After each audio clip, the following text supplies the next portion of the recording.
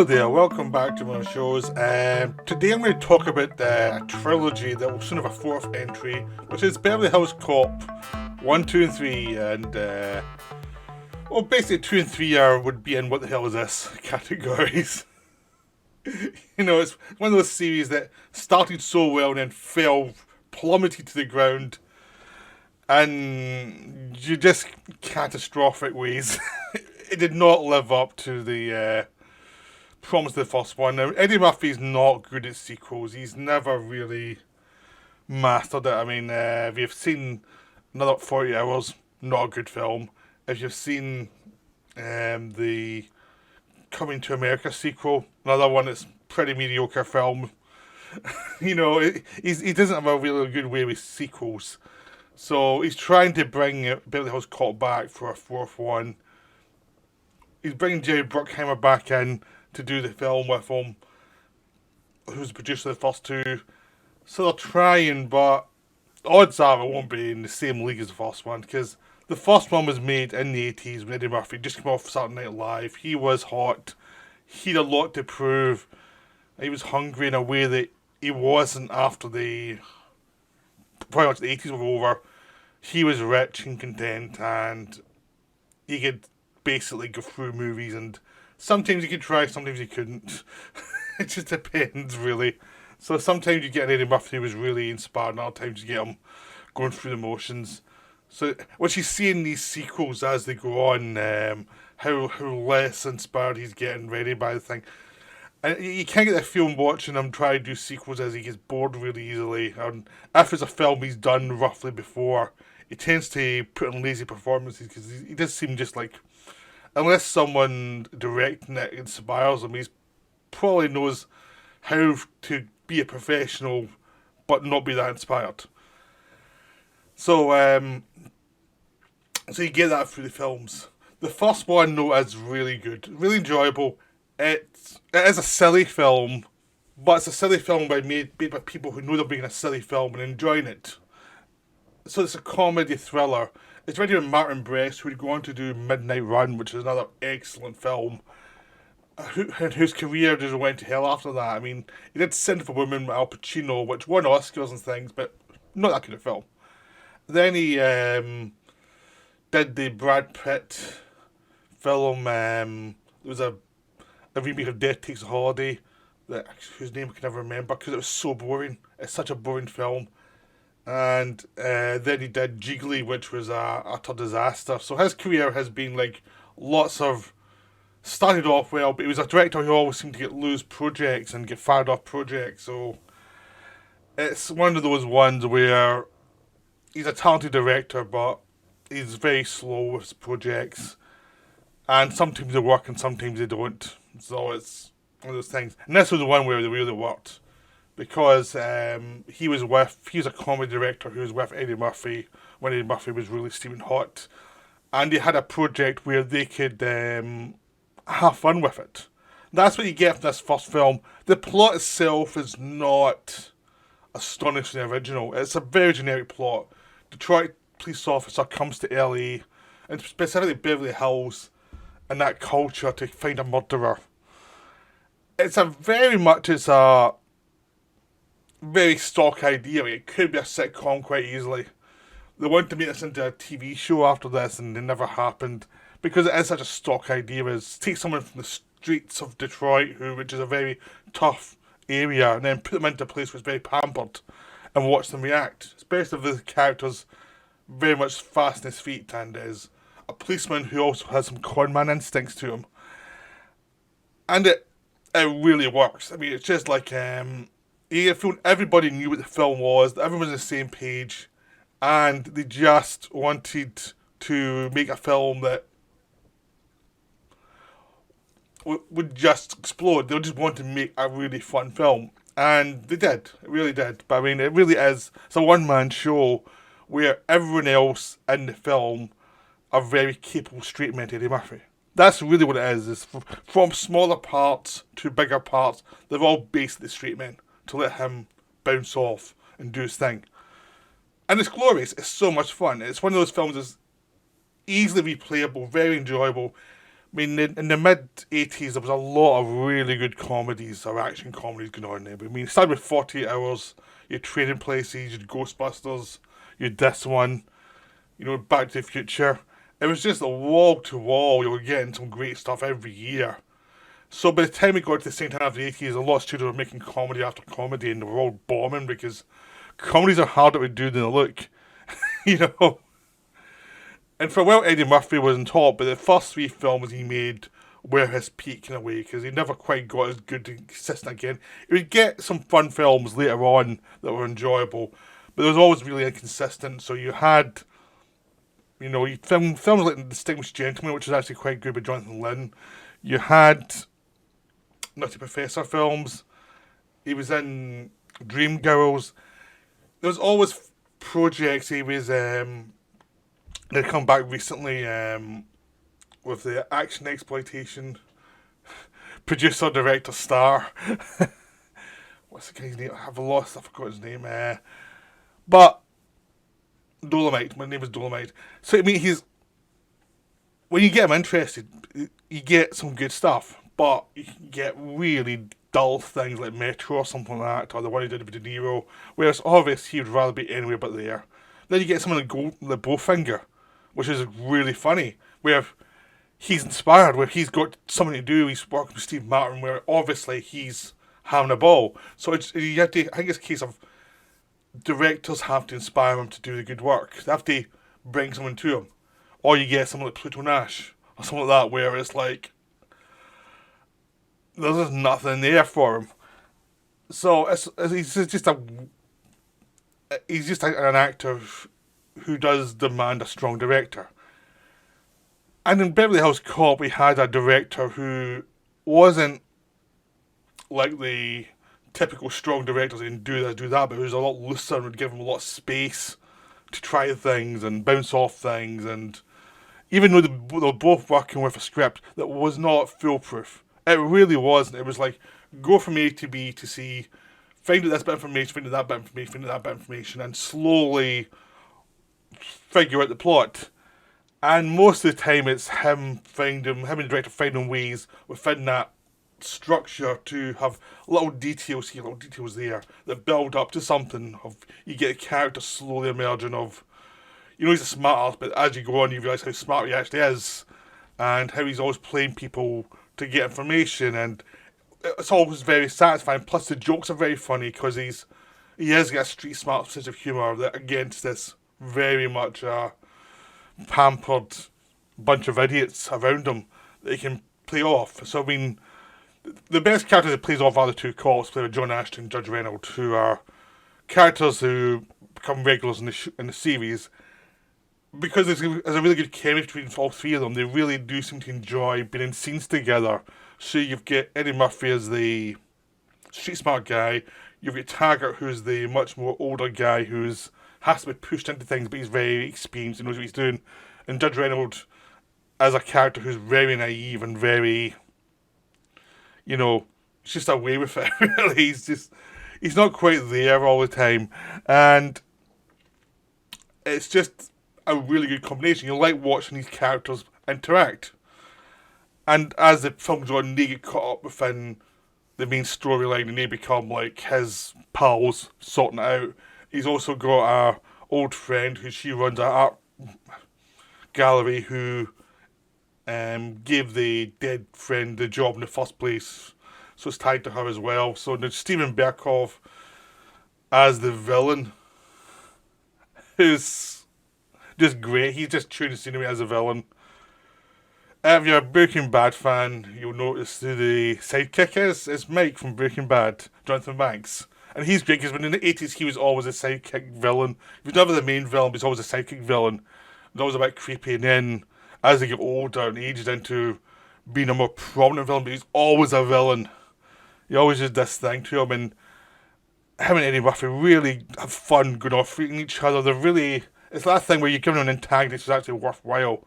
She's got the kind of thuggish antagonist, plus you've got Steven Berkoff as the very educated antagonist. So you've got these two different villains that they can play off, which again gives you a lot of comedy potential. So this is really enjoyable. Most people have watched the video have seen this film, and if you haven't seen the film, you should see it. It's really fun. I mean, it's not that long actually. It's fairly short. It's to the point. It's always getting to the point. When the violence comes, it's pretty brutal for a short time, and then you're back to the comedy. But there's always an undertow of threat. Like the villains are threatening. They keep him on his toes.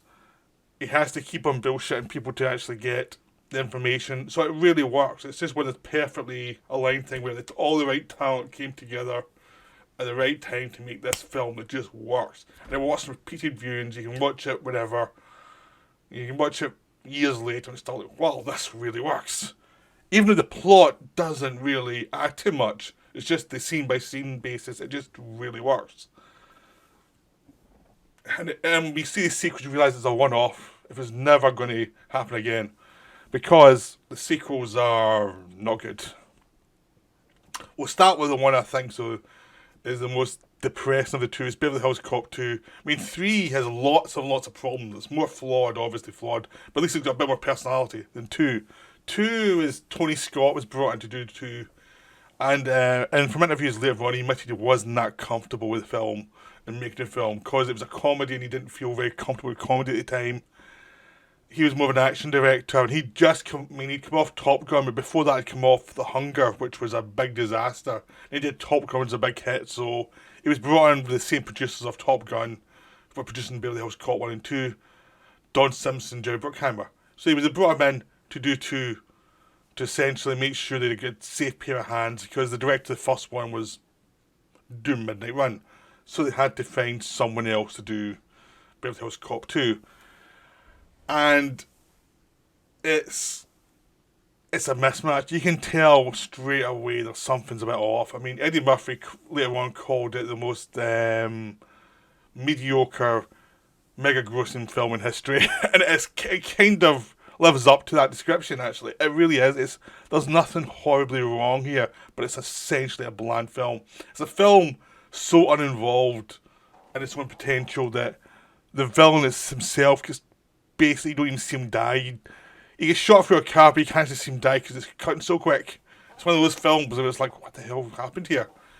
And there's a plot line where he has to come to LA this time to solve is the captain from the first film, played by Roddy Cox, gets shot investigating a case, and he's on life support, and no one's going to do anything about it. All the cops from the first one are either been fired or they're in thin ice, which includes Taggart and Judge Reinhold's character, Billy. And basically, in this one, Eddie Murphy has to come over from Detroit and solve the murder, which is alphabet killings. And the plot's boring. That's the big thing is, they do not have much of a plot here. They do not have things for him to actually bounce off. It's just there's no villain. I mean, you have a bunch of villains, but none of them actually are Steven Berkoff level or Jonathan Banks level of interest, and there's no one to bounce off for him. So Murphy's actually, he has a scene or two with Bridget Nielsen where he's trying his best, but there's just not much there. And everything feels broad and silly and bigger, but not better. It just feels bigger, like it's just broader. Like they go to the Playboy Mansion at some point, and there's a scene where they interrupt a robbery. There's a plot device where the villains doing all these things that isn't very interesting, and you don't really care. And there's no personal stakes. It's made by personal stake of all the captains been shot, but you know he's going to live, so there's not really personal stakes. And it's just broader. And there's certain scenes that work in the first one to replay them, like if they go to a strip club and there's a shootout. And it's a film that feels a lot more comfortable doing the shootout stuff than it does doing the comedy stuff. Even though the actors are good doing it, you can tell that they're doing the same thing again, and no one's found interest in new takes. I mean, the better thing they could have done in this film, after Tony Scott, who was much better with the action, was actually have characters from Beverly Hills coming to Detroit and have that kind of background. Because he's much better when you actually see him again in Detroit or in an urban area or in a scene where there's more darkness to it. He seems much more comfortable. But in LA, he just seems very kind of, he's either overshooting it or he's just looks like he's pointing a camera and trying to cover everything, but there's not much spark. And it just feels in the movie himself, there's not much spark. They needed a plot motor that would have driven this thing forward, and what you've got is something that's just a replay of the first one. They haven't found a new twist, and they needed a twist. They needed something to keep it from feeling stale, and it just feels stale throughout. It looks pretty as hell, but it's really stale, and you can just tell that the direction's not there, and the script's not there. The script's fairly pedestrian. It's not very funny. There's some really broad stuff when you go back to Detroit with Paul Reiser as a guy come from Eddie Murphy. It's at one point because he's like the idiot guy in the police station, and it's really much broader than the first one, and it's much more cartoonish, and it's not funny. It's just these scenes are occurring, and it just feels like they don't have any real new ideas. They're just trying to throw stuff at the screen, hoping it sticks. Like, let's send them to Playboy Mansion. They get there, nothing happens. It's just they go there and they get thrown out, and it's like, why were you here? Well, what was going on? It's meant to be the big scene where Murphy outs the villain, says I'm going to get you type of thing, but it's such a bland, like the villain has not been set up at all. I mean, Dean Stockwell plays the secondary villain who you know is going to die, and he can't do much with it. That's Dean Stockwell, and he's always good, and he's stuck, you know.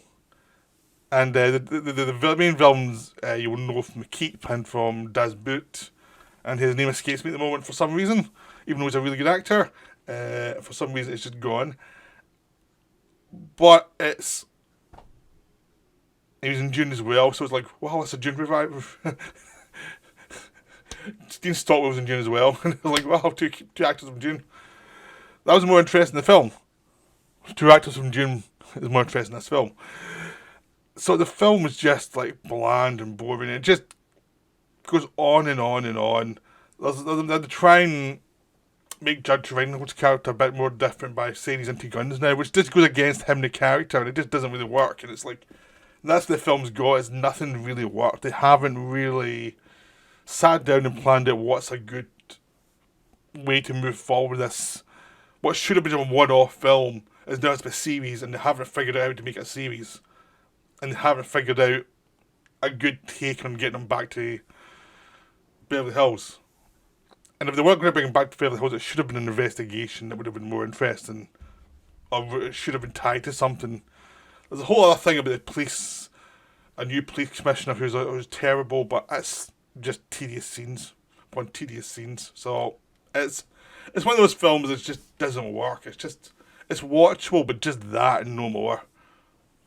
Now we come to Beverly Hills Cop 3, which was the much years later sequel, because I mean, first one came in 84, second one came in 87, then this one came in 94. And even after the second one, Eddie Murphy said, basically, if you see me in Beverly Hills Cop 3, you know I'm going to pay a lot of money. Which showed you how uninspired he felt this series was at this point. He'd been trying to move off to other kind of films, like more sophisticated films, like Boomerang and Distinguished Gentleman, which had not worked for him. So he had to come back to Beverly Hills Cop. And you could tell he didn't want to be there. You can just tell he's just does not have anything to give to this film. He's just professional there, but he's not adding to anything. Because John Landis is brought in to direct it, and Landis is a director I like, but he's very hit and miss as a director. He's very self-indulgent. He gets caught up in little things to the detriment of the story. He can be cartoonish sometimes, he can be satirical sometimes, but you never know what you're going to get with him because he does go by his instincts, and sometimes instincts take him to really good places and sometimes to not so good places. And in this one, he was stuck with a script that was terrible. And she admitted it was terrible, but he pointed out that the first film did not have a great story either, and he thought that because he'd worked with Eddie Murphy in Trading Places and Coming to America, where they'd fallen out, but it still made a really terrific film, he thought if they got together with this situation, worked the situation out, and involve improvise scenes when we in any different situations and find ways to make it interesting that would work. Sort of like what they did in the first one. But in this one, the situation was really not very good, and two, I don't think Murphy's heart was really in it. And there didn't seem to be a connection at all between Landis and Murphy in this film, and it just looked like it was. Nothing was really working. So the film became this kind of weird film that had a lot of cartoonish moments, and a lot of which was against the kind of streetwise level of the first one, and a lot of a plot that did not work. Steven D'Souza did Die Hard, and Die Hard 2 wrote the script, and the script's terrible. The script's the worst script in the series. Because what the villains are doing doesn't really make sense for who they are. Because they run this thing called Wally World, which was basically a Disney World thing, theme park. This idea was an action film set in a theme park, which should be cool, but they cut the budget, so you only have one or two little action scenes, and there's not really much happening there. So they had to not do as many scenes in the theme park as they probably wanted to. So they need a lot of talking scenes where nothing much was really happening, and you get that feeling this is a film that's ground down. So by the time they even got to shooting, people were already kind of burnt out and going, "Oh god, this is not going to work." And nothing happened in front of shooting to really make it feel any better. So the film itself had a weird script and a leading man who didn't want to be there, and a director who knew he was in a sinking ship because his whole plan to survive this project, because he needed a hit at the time, was to inspire Eddie Murphy to improvise a lot and try and create something with this background he'd created for him. But the background was linked to a script that had really obvious villains and logic problems. So the villains, even though they work for what is basically a disguised Disney World, are printing money because they finally get all this paper that they steal, and they're going to use their printers to print the money, so they've got even more money, which is like, well, if you run your company, you're going to make a lot of money anyway, and if you don't get into any problems, you're going to be making millions per year. So why do you need more money? You seem to be really rich anyway, and you're taking a lot of, danger to get more money for something when you've already got a cushy gig that unless you really mess up, you'll never lose. It just feels like there's no stakes to the villains because why are they doing it? It's stupid. And all to print out a certain amount of money they've got, that would be limited, that'd be it, basically. And they have to pay all these different partners off, and it feels like a low stakes villain scheme that doesn't really tie to Wonderworld in any way, beyond the fact that they're using it as a cover. So the plot point and the actual setting don't link up in any interesting way. It's just a lazy way to get them into this theme park. The theme park scenes are basically cut down to basically being like one or two rescues and a lot of running around with crowds behind them. And a shootout at the end that's very uninspired. It's just one of those things where it's like nobody really knew what they wanted to do with this film. It just felt like it was just a DOA film.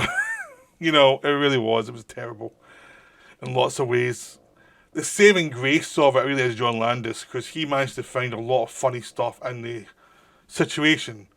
Even early on in the film, when they're in Detroit, there's a scene where they're setting everything up and suddenly you have a dance sequence in there because Landis loves dance sequences. And then there's basically, as they're doing the big chase at the beginning, Murphy's in a car that's falling to bits as he's doing the chase, which is a very Landis idea.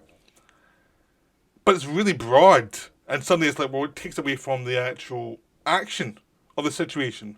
And that happens all the time, where basically the funny stuff goes against the actual supposed plot, but the plot's so lame you're actually looking for the funny stuff anyway, because you can't rely on that plot because you know who all the villains are pretty quick.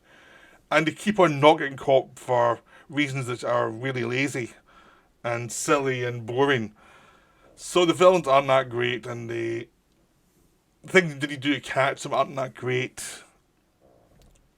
But you get all these funny stuff with the Wonderworld and all these like themed characters and all these actors going around in these costumes, and lots of weird jokes about these annoying tunes going through your head. And so Landis having a ball setting his world up, and all these kind of snarky security guards within this supposedly family theme park, which we see all the time now. So there's lots of stuff there that's interesting, that's poking fun at LA. The whole idea of the obsession with guns in this one, where they've all these designer self-defense things. So you would Serge from the first film coming back and selling guns, all these absurd guns. There's a good, terrific scene with him doing it with these women with guns, and he's just selling to these idiots the most absurd things. So all this is pure Landis stuff. And whenever Landis gets to be Landis, it picks the film up quite a bit. Because it might not be linked to anything else in the film, but at least it's funny. At least it's weird, and it's taking Mickey out of these big theme park things. And it makes it much more interesting than the second one. But if you remember the first one, a lot of everything cohered. In this one, nothing really coheres. It's just like there's lots of stuff going on, and the film stops and starts every two minutes. So you get some funny stuff with Judge Reinhold now as a guy who has a lot more power, and he coordinates all these different areas in LA, and it's all about the kind of talking through the weird insanity bureaucracy of LA, and Landis has a lot of fun with that, and how you have to bring different departments together, and all the weird absurdities of all that, all to do a very simple job. Sometimes where you get tons of people around in one van. There's lots of silly things like that work really well, but they needed a stronger script, and they need some other things to happen to make it work. Worst of all, though, is the score. The score's terrible. The score kills it. I'm amazed this score actually was allowed through, because it kills attention anytime it's used. It's way too cartoony. It just murders any tension, and it's just like this kind of variation in the Beverly Hills Cop theme, but done in a very kind of cartoony way. And so when it's always added to these action scenes, it just feels very repetitive, as if you're playing a video game and it's keeping going the same tune again and again and again. And then you go to another action scene where the tune's slightly different, but it's still has that video gamey feel to it, and it kills any tension. There's a scene where Murphy has to save these children, and this theme's going on, and it kills all tension within the film. It's terrible. And throughout the film, when you get to the end, there's all these shots and these shooting scenes going on, and there's some funny stuff there, but with really over the top guns. But the theme is just this repetitive video gamey thing that's it just makes everything feel disconnected, and nothing's built, and everything just feels like some stuff's happening. And that's the whole film, some stuff's happening. So John Landis afterwards said it's a very strange film, and it's true, it's a very strange film. It's not completely worthless, but it's very strange. It's one of those ones that is a pure what the hell is this film, because it's made by people with talent stuck in a project that wasn't developed properly, that was under budgeted, that needed time, basically needed time to rewrite a script, get everyone on the same page of what we're going to do, and get better villains, actually have a plot that actually offers challenges to the lead character, because there isn't any challenges for him. It's just like, it's so obvious who the villains are, and the ways to keep the plot going are just ridiculous. And it's no wonder Murphy checked out in this one, because it's like, he has nothing to do. And even the situations set up aren't really situations that would require him to be really inventive. It just like, well, these things happen. It's just a total mess. So, that's me, the Beverly Hills Cop series. I hope you enjoyed this video, and that's me for now. So I'll be back soon. Bye.